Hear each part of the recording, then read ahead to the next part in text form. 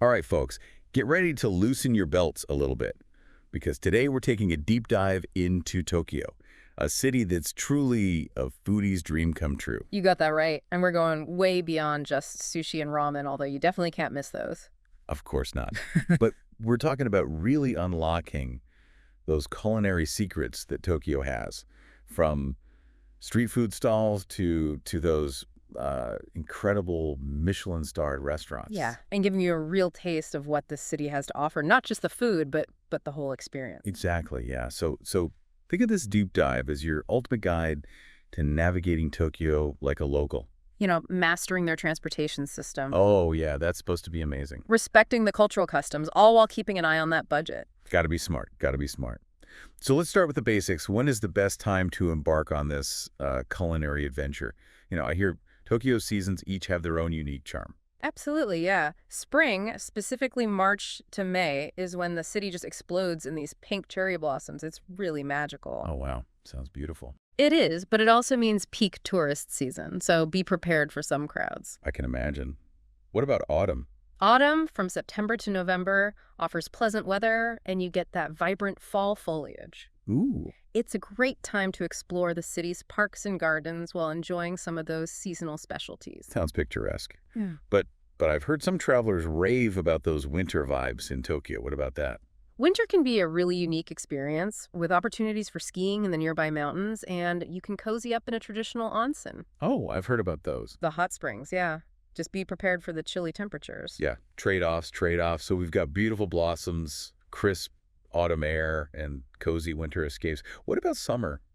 Is it as unbearable as some people say? Summer in Tokyo can be quite hot and humid, let's be honest, but it's also festival season. Oh, okay. There's a real vibrant energy in the air, and you can find amazing street food at all those festivals. Festival food, you have my attention.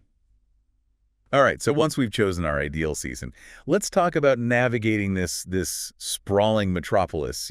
It's known for its incredible public transportation, right? Absolutely. Tokyo's subway system is truly a marvel of efficiency. I've heard, yeah. It can seem daunting at first, but with a little practice, you'll be zipping around like a pro. All right, any tips for a subway newbie like myself?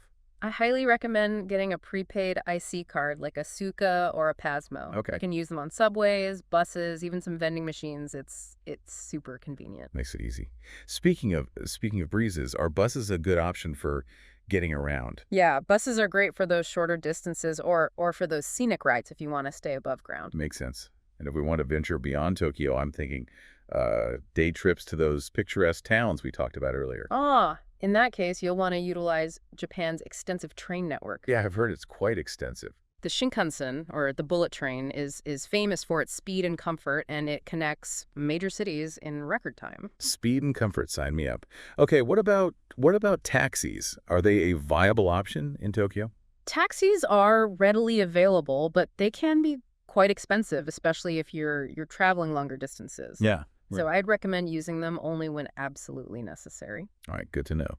Now, before we dive into the heart of Tokyo's culinary scene, let's talk about money matters. What kind of budget should we be thinking about for daily expenses?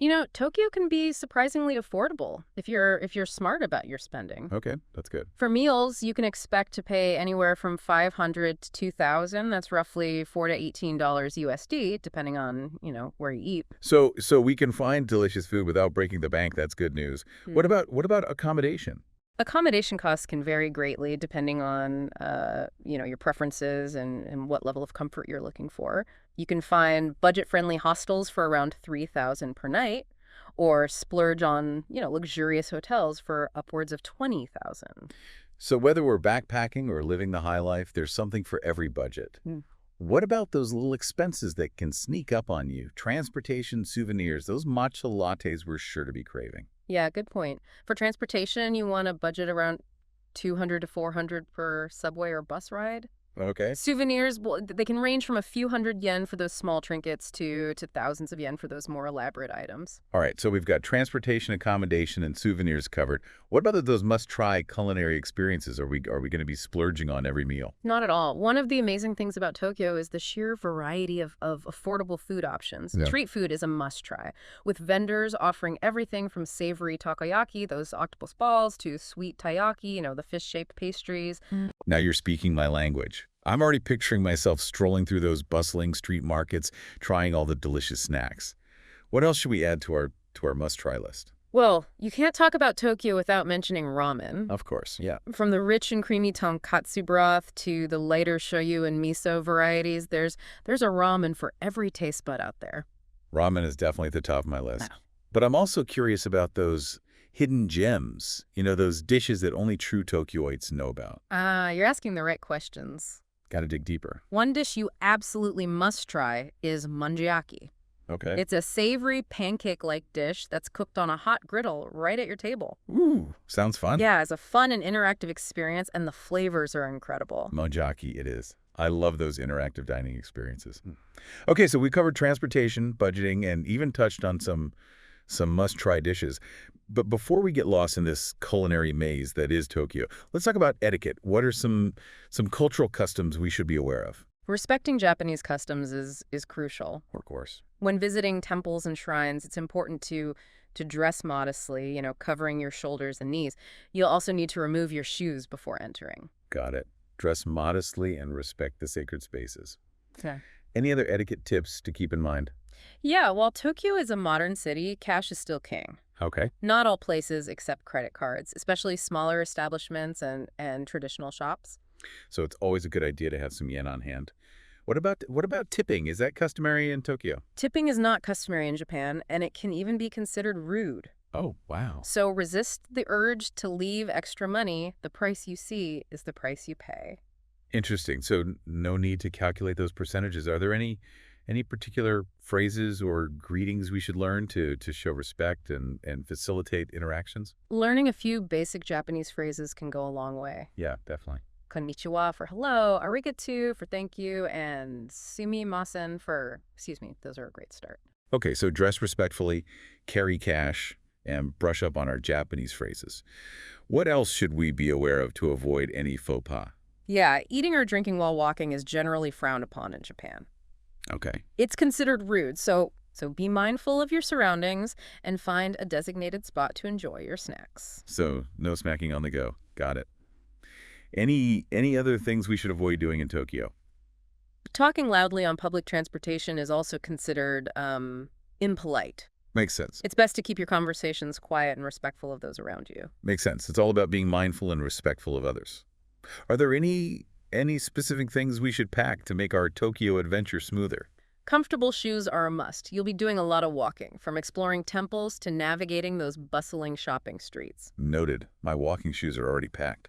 What about those all-important power adapters? Japan uses Type A plugs, so make sure to bring an adapter if your electronics use a different plug. Adapter? Check. Now, before we move on to the good stuff, the food, is there anything else we should pack to make the most of our Tokyo experience? Pack a sense of adventure and an open mind. I like that. Tokyo is a city that will surprise and delight you in unexpected ways. Be open to trying new things, stepping outside your comfort zone and embracing the unique cultural experiences this city has to offer. I'm all for that. So with our comfortable shoes, power adapter, sense of adventure, and a hearty appetite, I think we're ready to delve into the heart of Tokyo's culinary scene. Absolutely. Get ready for a feast for the senses because in the next segment, we're going on a deep dive into Tokyo's top 20 must-eat dishes. From Michelin-starred restaurants to those hidden street food gems, we'll be uncovering the best that this culinary paradise has to offer. Sounds delicious. I can't wait. Welcome back to our Tokyo culinary adventure. Are you ready to dive into the top 20 must-eat dishes the city has to offer? Oh, absolutely. I'm practically drooling already thinking about all the deliciousness that awaits. Well, no Tokyo food tour would be complete without sushi. The quality and freshness of the seafood here is just unparalleled. I've heard stories about about chefs training for years just to perfect that art of sushi making. Oh, it's true. There's a level of dedication and precision that goes into each piece of sushi. You'll find everything from classic nigiri, with that delicate balance of rice and seafood, to elaborate rolls that are just bursting with flavor. All right, sushi is a given. Yeah. But I'm really curious about those lesser known dishes, the ones that might surprise even those seasoned foodies. One dish that often gets overlooked is oden. Okay. It's a wintertime staple consisting of various ingredients like eggs, daikon radish, fish cakes simmered in a flavorful dashi broth. It's like the ultimate comfort food on a cold day. Odin, that sounds intriguing. I do love those hearty, soul-warming dishes. What else should we add to our list? For a truly unique experience, you have to try yakitori. Essentially, it's grilled chicken skewers, but the variety is astounding. From tender chicken breast to more adventurous options like chicken hearts and gizzards, there's something for every palate. I'm all for trying new things, but chicken hearts, that might be a step too far for me. Don't knock it till you try it. They're surprisingly delicious, especially paired with a cold beer. Okay, you've convinced me. Yakitori is officially on the list. What about those melt in your mouth savory pancakes we talked about earlier? Yes, okonomiyaki. It's a must-try street food experience. You choose your own fillings, whether it's seafood, pork, or vegetables, and they cook it right in front of you on a hot griddle. Ooh, I love those interactive dining experiences. Mm. What about its cousin, manjiaki? You mentioned it earlier as a hidden gem. Yeah, manjiaki is similar to okonomiyaki, but with a runnier batter. It's cooked on a flat griddle, and you eat it straight from the griddle using these small spatulas. It's a bit messy, but so much fun. Messy and fun. That sounds like my kind of meal. Okay, we've got sushi, oden, yakitori, okonomiyaki, and manjiaki. Our list is shaping up nicely. What other culinary delights await us in Tokyo? If you're looking for a quick and delicious lunch, you can't go wrong with a bowl of soba or udon noodles. These thick wheat noodles are served in a variety of broths and toppings, making them a really versatile and satisfying meal. Noodles, always a good choice. What up tempura? I can never resist those crispy golden brown delights. Tempura is a classic Japanese dish that's done exceptionally well in Tokyo. The seafood and vegetables are lightly battered and deep fried to perfection, resulting in that crispy, delicate texture. Okay, tempura is on the list. Now, I have to ask about ramen. I know it's a staple in Japan, but what makes Tokyo's ramen scene so special? Tokyo boasts an incredible diversity of ramen styles. You'll find everything from that rich and porky tonkatsu broth to the lighter shoyu and miso broths, each with its own unique flavor profile. And then there are the toppings, from marinated eggs and tender chashu pork to bamboo shoots and nori seaweed. The possibilities are endless. I'm getting hungry just thinking about it. Is there a particular ramen shop you recommend? There are countless amazing ramen shops in Tokyo, but one place that stands out is Ichiran Ramen. Good. They specialize in konkatsu ramen, and they allow you to customize your bowl to your liking, from the richness of the broth to the amount of garlic and spice. Customization is key. I love being able to tailor my meal to my taste buds. All right, so we've covered the savory side of things. What about something sweet? You have a sweet tooth. I do. Well, for a traditional Japanese treat, you have to try mochi. Ooh, mochi. I've always been curious about that. It's a chewy rice cake that comes in a variety of flavors and fillings. What's the best way to enjoy it? You can find mochi filled with sweet red bean paste, ice cream, or even fruit. Okay. And if you're feeling adventurous, try warabi mochi. It's a soft and jiggly type of mochi made from bracken starch and coated in kinako. That's roasted soybean flour. Okay, mochi is officially on the list. Now, I know we talked about street food earlier, but what other hidden culinary gems can we discover in Tokyo? One dish you absolutely must try is jingisukan. Okay. It's a grilled mutton dish that's popular in the Hokkaido region of Japan, but can also be found in specialized restaurants in Tokyo. Right. The thinly sliced mutton is cooked on a dome-shaped grill, and the juices from the meat drip down and flavor the vegetables cooked around the edges. Jisukan, that sounds like a unique and flavorful experience. I love trying dishes that are specific to certain regions of Japan. What else can we add to our culinary adventure? If you're a fan of seafood, you have to try kaisendon. Okay. It's a rice bowl topped with an assortment of fresh sashimi, often including tuna, salmon, uni, which is sea urchin, and ikura, salmon roe. Kaisendon it is. I'm a sucker for fresh seafood, and this sounds like the ultimate seafood indulgence. We've covered a lot of ground in terms of food, but Yeah. what about drinks? What are some beverages we should be sure to try in Tokyo?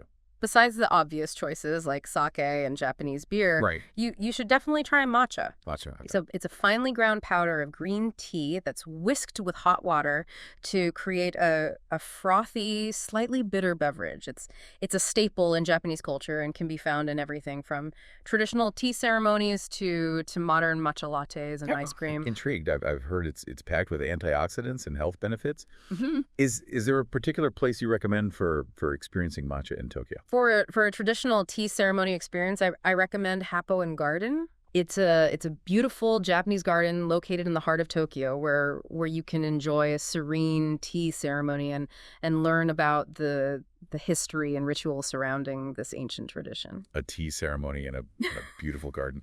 That sounds like the perfect way to unwind after a day of exploring and indulging in all this delicious food. All right, our list is getting quite long, but we have to keep going. What other culinary adventures await us in Tokyo? One dish that often surprises visitors is motsunabe. Watsunabe, right? It's a hot pot dish made with beef or pork offal, vegetables, and a flavorful miso broth. Motsunabe. I'm not sure what the awful part is. Is it really that good? Trust me, it's more delicious than it sounds. The offal is incredibly tender and flavorful, and the miso broth is rich and savory. It's a true local delicacy and a must-try for adventurous eaters. All right, I'm always up for a culinary challenge. Motsunabe, you're on the list. What else have we got? For a quick and satisfying bite, you can't go wrong with onigiri. Onigiri. I love those. These triangular rice balls are filled with a variety of ingredients like salmon flakes, pickled plum, or tuna mayonnaise, and are wrapped in nori seaweed. They're perfect for a picnic lunch or a snack on the go. Onigiri, I love those. They're so portable and convenient, and they remind me of those cute little cartoon characters with the triangle-shaped heads. Exactly. They're a staple in Japanese cuisine and a great option for a budget-friendly meal. Okay, our list is getting pretty extensive. We've got sushi, oden, yakitori, okonomiyaki, mochiyaki, soba, udon, tempura, ramen, rochi, jingisukan, kaisendon, matcha, motsunabe, and onigiri. What else could we possibly add?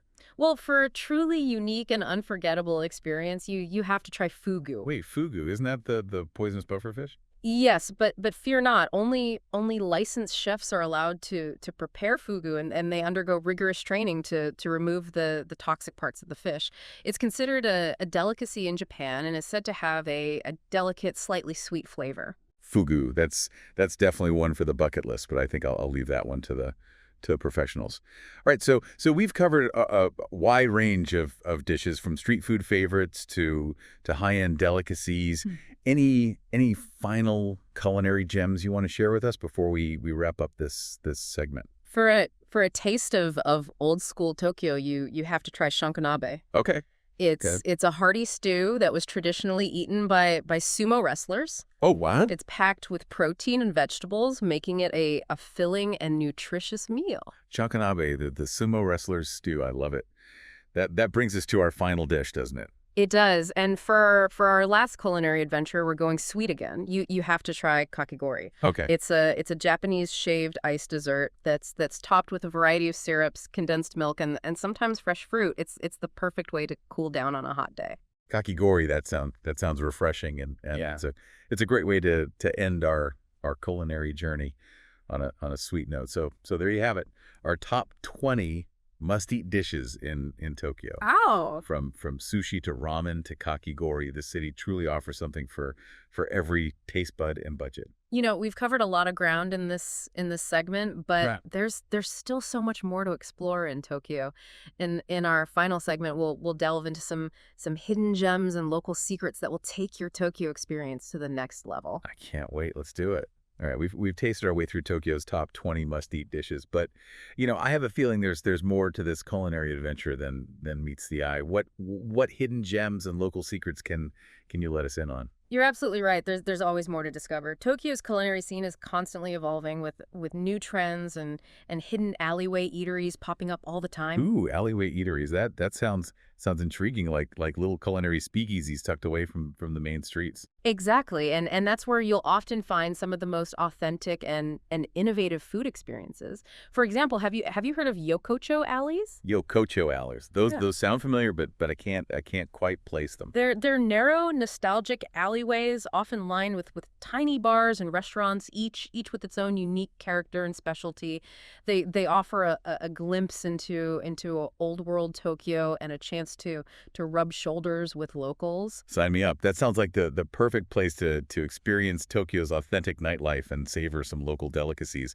Any particular yokocho alley you recommend? One of the most famous yokocho alleys is Omoid Yokocho, also known as Memory Lane or Piss Alley. Piss Alley.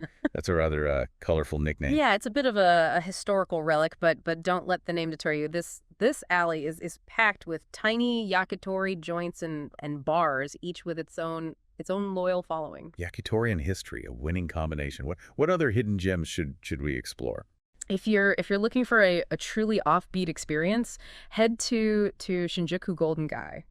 It's a labyrinth of narrow alleyways crammed with over 200 tiny bars, each with its own unique theme and clientele. 200 bars. That's a whole lot of exploring. Sounds like the perfect place for a bar crawl with a twist. What kind of themes can we expect? Oh, you'll find everything from jazz bars and punk rock dives to cozy pubs and quirky themed bars. It's a bohemian paradise and a must visit for those who want to experience Tokyo's eclectic nightlife. Eclectic is my middle name. Mm. Okay, so we've got Yokocho alleys and Golden Gai for nighttime adventures. What about those daytime discoveries? For a truly unique shopping and dining experience, head to Kappabashi Dori, also known as Kitchen Town. Kitchen Town. Sound like a foodie's dream. Yeah, it is. This street is lined with shops selling everything from professional kitchenware to restaurant supplies to those incredibly realistic plastic food displays you see in restaurant windows. Oh, I love those plastic food displays. They're so detailed and mesmerizing. I could spend hours just browsing those shops. You can even find shops specializing in wagashi, traditional Japanese sweets that are as beautiful as they are delicious. Well, gosh, those sound adorable. They make for a perfect souvenir or a sweet treat to enjoy while exploring the city. Okay, Kitchen Town is definitely on the list. Yeah. What about those serene escapes? Those places where we can find a moment of peace amidst the city's vibrant chaos. For a moment of tranquility, I recommend visiting the Nedzu Museum. Okay. It's home to a stunning collection of pre-modern Japanese and East Asian art set amidst a beautiful traditional Japanese garden. Art and nature, the perfect combination. I can already feel myself relaxing and soaking up the beauty. What about those panoramic views, those spots where we can marvel at Tokyo's sprawling cityscape? Well, the Tokyo Skytree is a popular choice, but it can get crowded. Yeah, I bet. For a less crowded and equally impressive view, I recommend the Tokyo Metropolitan Government Building. Okay, less crowds, amazing views. I'm sold. What makes the Metropolitan Government Building so special? It has a free observation deck on the 45th floor that offers stunning panoramic views of the city, including Mount Fuji on a clear day. Free and stunning views. That's a winning combination. All right, we've explored hidden alleyways, eclectic bars, a culinary wonderland, a serene museum, and in a panoramic vista. Is there anything else we absolutely must experience before our Tokyo adventure comes to an end? For one last offbeat experience, I recommend visiting the Ghibli Museum. The Ghibli Museum. It's dedicated to the works of Studio Ghibli, the renowned Japanese animation studio behind beloved films like Spirited Away and My Neighbor Totoro. Oh, the Ghibli Museum. I'm a huge fan of Studio Ghibli films. They're so whimsical and heartwarming. It's truly a magical place. You'll feel like you've stepped into one of their animated worlds. Just be sure to book your tickets in advance as they tend to sell out quickly. Noted. Booked and ready for a Ghibli adventure.